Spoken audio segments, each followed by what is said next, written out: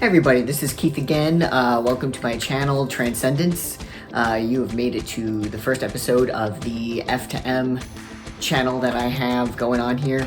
The episode 1 here is starting T, what is T, and what can I expect after starting it. So first and foremost, T is just transgender slang for testosterone. And testosterone, you probably already know, is just the male sex hormone. It's produced in the genitals in a cisgendered male. In cisgendered women, it's produced in the adrenal glands on top of the kidneys. Both men and women have testosterone naturally in their bodies already. It's just a natural part of being a human being. The only difference is cisgendered males have a lot more of it than women do. T is a naturally occurring steroid in your body. It is also responsible for all of your male characteristics, usually developing during puberty. In our case, we can do that a little later in life since we'll be taking it in other forms. And since it is a hormone, I did just want to point out hormones are big players in the body. I feel like it's understated a lot, but hormones control so much of your body. There's many hormones outside of just estrogen and testosterone. There's hormones that control when your body produces red cells, white cells, how many it creates. There's hormones that control everything from how your heart functions to how your other organs function. They pretty much are the programmers of your body. They tell your body what to do, when to do it. And in our case, they even tell you what shape your body takes.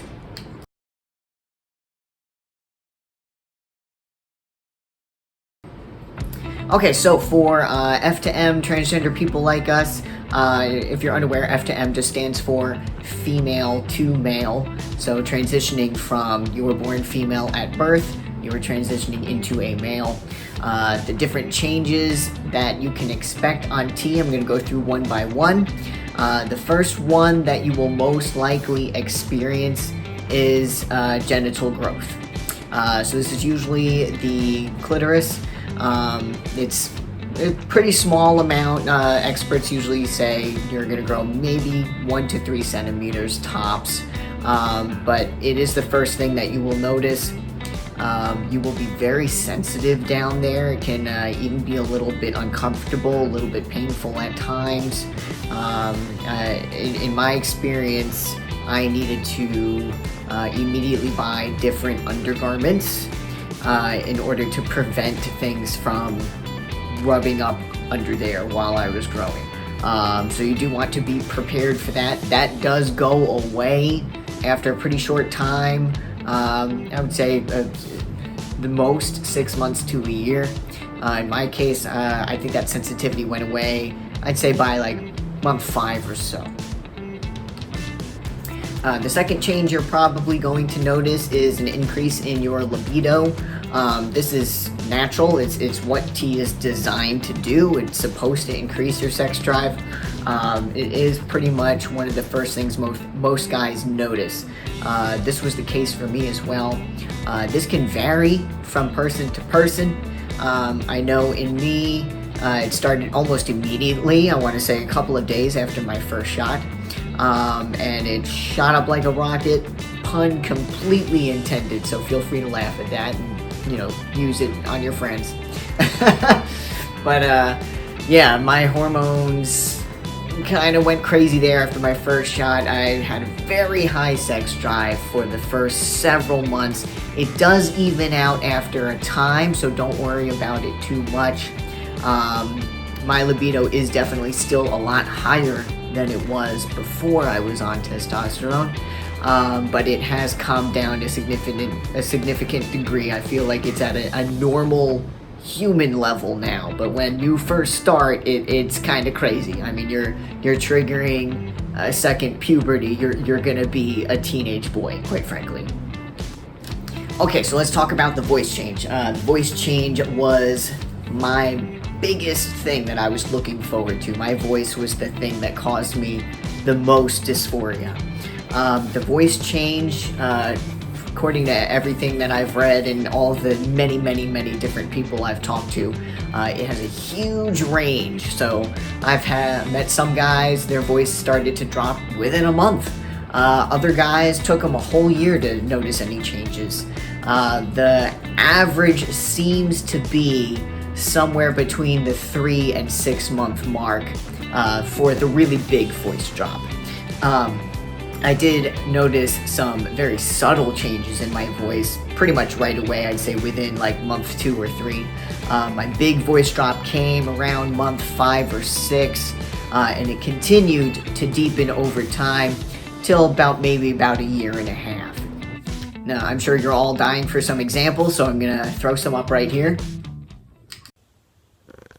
Hey guys, this is Keith. It's my 1 week voice video. I have not noticed any changes at all. It's only been 7 days, so whatever. I'll check back with you in a week. Maybe there'll be some changes then. But, peace out. Hopefully my voice transition is helpful to you. Hopefully it gave you some hope, especially since I feel like my pre-T voice was just unmistakably female. But moving on to facial hair and body hair. This is another one that just varies widely between individuals.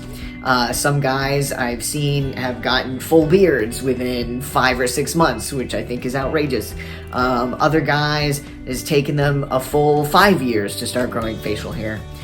In my case, I can grow a real nice goatee here. I'm real happy with this. That started coming in, I'd say about 2 years, maybe 2.5 years I could grow that.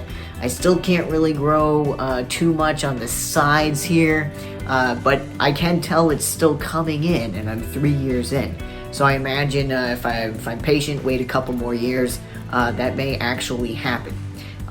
It doesn't for everybody. Not everybody can grow facial hair. This is true for cisgendered males as well. Not everybody can grow a great, big, luxurious beard.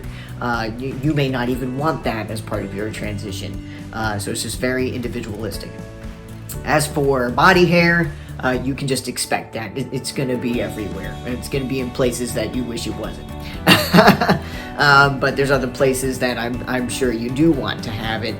In my case, I'm very happy with the happy trail that I have going on. As soon as that started coming in, I was very thrilled. There's other parts of my body that I still shave it off because I don't want it there. So it's just preference. It's just personal preference. Okay, another one I'm sure everyone's really excited about is muscle growth. I was very excited about this. So the muscle growth you're going to experience is for everything. It differs for everybody individually. But pretty much everyone I've spoken to has at least experienced the same thing when it comes to growing pains. So I do want to prepare you guys for that. So basically your body is growing muscle mass very, very fast at a very accelerated rate, faster than our cisgendered counterparts. So as you can imagine, the body has a hard time keeping up with such accelerated growth, so it can be painful. I wouldn't say it was too bad for me. I think the worst of it for me was my shoulders. They started broadening out, getting a lot wider very quickly. I think I was the most painful probably around month 4 or 5. And in that case, it was just aching, just constant aching sensation. But I could take care of that pretty easily with just regular over-the-counter Advil and Tylenol. But, I don't want you to be alarmed when that starts happening to you. It's just part of the process. Your body is literally breaking down tissue and then building it back up. So it makes sense that wouldn't be comfortable. Yeah, that's about it. Alright, hot flashes and sweating. This is another thing that everyone seems to be in agreement on. Everyone experiences this when you start T. Your internal body temperature just seems to get hotter. One theory I have for this is that testosterone tells your body to produce more red cells. So you actually have more red blood cells in your body. It also increases your metabolism. So things are working a lot faster, you're burning energy a lot faster, and testosterone also gives you more energy, conversely. So it would make sense to me that your temperature would rise as well. So for me, I was a very cold-blooded person before I started tea. So turning into a hot-blooded person was quite the change. I was sweating all the time. And that makes it difficult to control body odor as well. You might have to change antiperspirants to something more strong than what you're used to. And I got a lot of hot flashes. I'd be totally fine, and then within a course of 2 seconds, suddenly I'd be on fire, and I could have stood out in the middle of the wind in the middle of winter in 20 degrees and have still felt hot. Luckily, the hot flashes themselves do dissipate over time. That won't be with you forever. That's only during the initial, I'd say, 1 year mark, maybe year and a half. I still will get a rare one from time to time, but it's pretty rare at this point. I want to say it's stopped completely. I haven't experienced one in quite some time. But I do definitely still run hotter than I used to. I sleep with less blankets on my bed. I don't need a jacket, whereas before I did. So just you be prepared for that change as well. Okay, acne and oily skin. That comes with the territory as well. You've triggered your second puberty. So if you're going to be a horny, hungry teenage boy, you're going to have acne as well. So for me, I never needed acne treatment before I started testosterone. I actually only very recently had a problem with acne. I had oily skin at the start, but I didn't really break out a lot. My breakouts didn't start until this year. This is year 3 for me. So it's happened at a really strange time. Most guys experience that way earlier on in the transition, but I'm here to tell you it can crop up at any time. But as you can see, I've got it under control. I just needed to actually get a legitimate acne treatment / regimen together, whereas I've never really had to bother with my face before. Kind of along the same thread there, your body odor is also going to change. This just makes sense to me because you're changing the chemistry in your body and how it functions. So of course your scent would smell as well. But that's something the doctors don't normally tell you or perhaps aren't aware of. But you will notice that you just smell different. Your body is going to have a different odor. And more energy, definitely more energy. Although this can vary as well. I have heard from a rare outcropping of FTM guys that they actually felt like they've had less energy. But for the most part, most people seem to experience an increase in energy instead. And scientifically, that is what makes sense. Testosterone boosts your metabolism. It's a steroid, so it's designed to give you more energy, and that's just what nature has designed it to do, especially in cisgendered males. It's designed for competition. Our genes are wired to, fight for mates, fight for food, all of that stuff. That may not apply to us in modern day and age, but the body doesn't know that. It's still trying to prepare us for that type of life. Okay, increased appetite. You are going to be ravenous when you first start tea, and that makes sense as well with the body changes because literally you're growing, your muscles are growing, everything else about you is growing, your metabolism's faster, you're burning more energy, you need to fuel all of that. So you're going to be very, very hungry when you first start tea. I was eating many times a day, I would say 6 to 8 times a day. Not always full meals, but I couldn't make it between meals without eating something. I needed several snacks to get me through to the next actual meal. And my meals were a lot bigger, and I wanted a lot more protein, probably to support the growing muscle structure that I had coming into place. That doesn't last forever either. I just recently, so in year 3 for me, had my appetite finally start decreasing a little bit. Still definitely a lot hungrier than I was pre-tea, but I'm at a point now where 3 square meals a day and maybe a protein bar and a protein shake in the middle is all I need. I'm not having to constantly put food in my face anymore. Okay, another thing that you guys might need to be aware of is that testosterone does increase your blood pressure.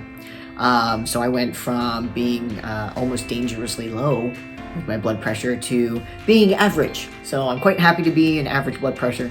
But for those of you who are already average or perhaps are borderline high, just be aware that tea is probably going to bring it even higher. So if you're already at risk, you might want to discuss that with your doctor. You might have to start a blood pressure medication or do more monitoring, whatever you need to do to keep yourself safe. Okay, so Shark Week, your period, if you're not aware of what Shark Week means, it's in reference to your menstruation cycle. That will stop.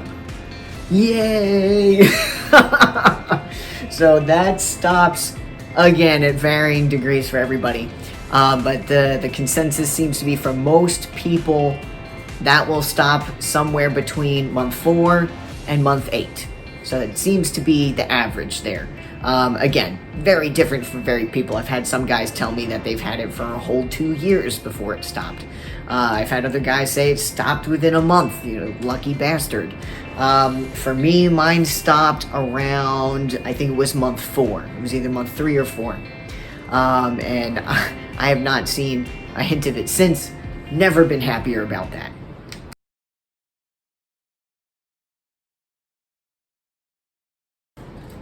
Okay, behavioral changes.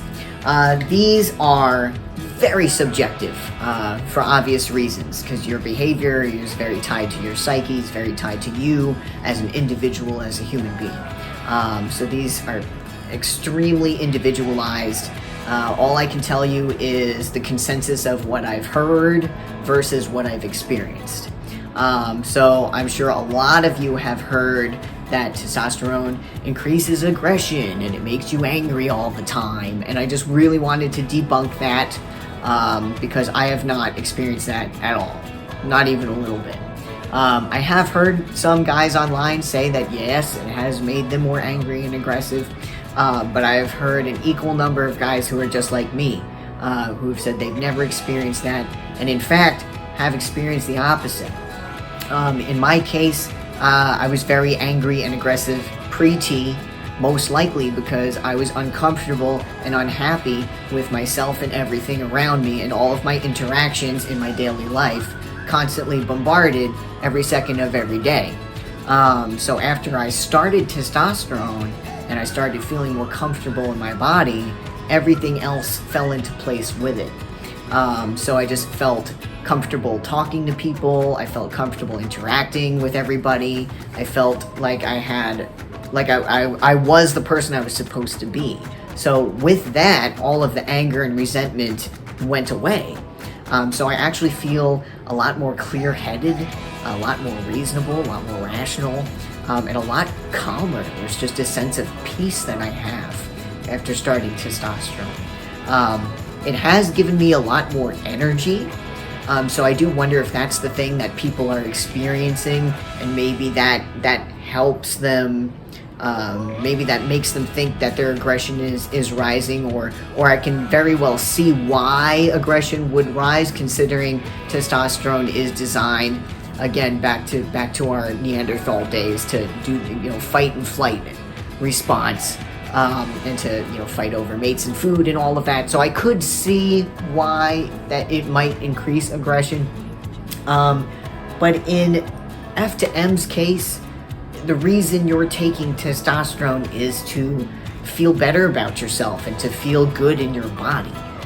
So if it's giving you that, if you're feeling like you have a place in the world, like you have a place in society, and your dysphoria is going away, I'm having a hard time thinking that if there is an increase in aggression, that it would be dramatic in any way, shape, or form.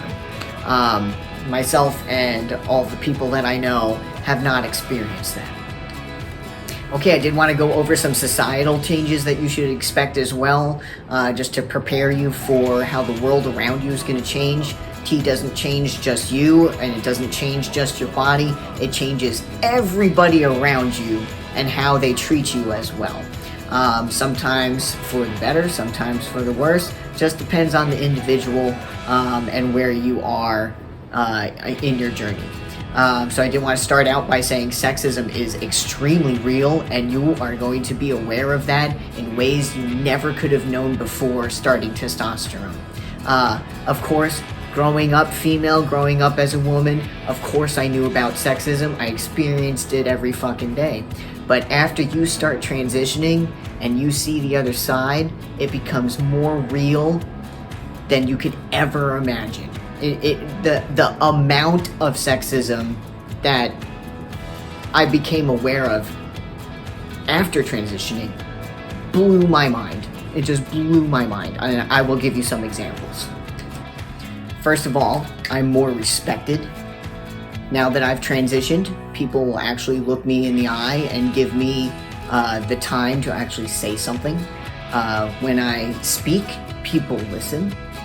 When I present ideas, they're given merit, and people think it's a great idea. Wow, we should do that. I didn't get any of that before when I was preteen. Suddenly, I'm very funny. Everything I say is funny. All the jokes that I tell are funny. They're the same jokes I told before. Same exact jokes, presented in the same exact way, same exact tone and inflection. But now, those jokes are funny. Before they weren't. Also, what you hear about getting a raise, that's true too. So at my previous job where I had started to transition, I had worked there for about 4.5 years. I got one raise during that time, and that one raise that I got was pitiful and didn't even keep up with inflation. I fought them for a further 3 years after that for a raise, never got one. So I left. And after I left, I was a good, I'd say, year and a half into my transition. So when I got my new job, I presented as fully male and I was stealth. So they just assumed I was male walking in the door. When I walked into that position, I got a very large raise compared to what I was making at my last place. I didn't have to fight for it. I didn't have to convince anybody that I was worth it. I didn't have to prove my worth or my skills. I just walked into that new job and got a raise. Here's another one. So when I walk down the street, I've noticed that women have started crossing to the other side of the street to avoid me a long ways off. Pre-transition, I would say I could just pass them on the sidewalk and it'd be fine. That has not happened to me since I transitioned. Most women will, a good 30, 40 feet away, will see me coming and just cross the street. And I never realized that before when I was pre-T. So also when I'm out anywhere with my wife and we're together, people will address me. Just me, not her. If I'm standing next to her, they talk to me, they look at me. A good example is anytime we're in a restaurant and we start ordering food, they look at me. They ask me what my wife wants. And I'm like, you can take her order. Don't ask me. I'm not going to tell you what she wants for her. That's ridiculous. And I just never noticed stuff like that before when I was pre-T either. And this goes for more than restaurants. It's pretty much anywhere we go. If we're together, people address me first. They ask me what my wife wants. So I got a good example of this. Our cell phone bills. So we got onto a family plan together when I was pre-transition. We went in as I guess quote unquote lesbians, not knowing that I was trans at the time. And we set up a family account, 2 lines, equal power, whatever else. About 3 years later, flash forward to when I've transitioned and I've changed my name on the documents and all of that. Suddenly, my wife wanted to buy a new phone, and I get a call at work from her and the sales rep telling me that she needs my fucking permission to buy a phone. I was like, excuse me? She doesn't need my permission. Why would she need my permission? Well, you're the account holder. You're the main person on the account. I was like, no. We didn't set it up that way. I remember because I was there when we set it up. We set up 2 separate lines. We came together on a family plan. We were equals. There was never an account holder. There was no primary account holder or anything like that. But because I was male now and I had the name Keith on that account, they just assumed that I had to make all these decisions for my wife, which I was incredibly offended about. So I had to literally call the headquarters of this phone company and get a supervisor to tell them that I didn't want any power over my wife's phone, that she had the freedom to make her own decisions about her phone. Now, last but not least, I did want to discuss toxic masculinity because you're going to experience a lot of that. I've been told several times by several different men coming and going out of my life that there are certain things that men just don't do. Somebody at my previous job told me that men don't fold laundry, that men aren't supposed to do laundry. I rolled my eyes at him and I was like, well, I'm not doing anything else, so I'm not going to make someone else do it and continue to go ahead and fold the laundry. But you're going to experience crap like that. I also was told by someone only a few days ago, I came out to a coworker at work, and she said that she thought she kind of knew, and you know, as any trans person knows, that's always incredibly alarming because how do you know? Am I not stealth? Is there something feminine about me that I'm not aware of? So I asked her, and she said, no, it has nothing to do with your appearance or your voice or anything like that. It's just that you're very gentle. And for those who don't know, I'm a veterinary technician, so I work with animals. And she said that I was just very gentle with the animals, so she suspected something. That, to me, says so much more about our society than it has anything to do with me or my actions or how I present myself to people. That's sad. That, to me, is the saddest thing I've ever heard, actually. That, you know, men are expected to be like these brutish monsters. That like how did she expect me to handle the animals in my job? Like, am I supposed to, you know, manhandle the animals or like be mean to the animals? Like, I don't. It really hurt, and not me personally. It hurt that I knew that my society and the country that I live in views masculinity as something that is violent and something that doesn't have the ability to be kind and caring and gentle. And that actually made me remember back when I was thinking I was trans, but I was too scared to start transitioning. There was a day when I was sitting in a parking lot in the car with my wife, and it was just tears. I was so upset. I was crying hysterically, and I was telling her that I felt like I could never transition, that I could never be viewed as a man because I'm kind and because I'm gentle and because I care about other people. And that is just, that is heartbreaking. We need to change that about our society. That is society's problem. That's not your problem. That's not my problem. If you're a kind, gentle person, great. The world needs a lot more men like you. We need to change that. We need to have changed that 20, 30, 40, 50 years ago. We need to have changed that since the dawn of time, whenever this concept was conceived of. That is poisonous and that is detrimental to our society as a whole. So don't let that or any other preconceived notions that you have about gender stop you from transitioning if you know in your heart that that's who you are and that's who you need to be. You need to take care of yourself, and once you take care of yourself, you'll have the ability to take care of others around you. Alright, so that's the end of my video. I'm sure your very next question is going to be, how do I find a doctor? How do I start T? And that will be the subject of my next video. Alright, you guys have a great day. I'll see you next time. Bye-bye.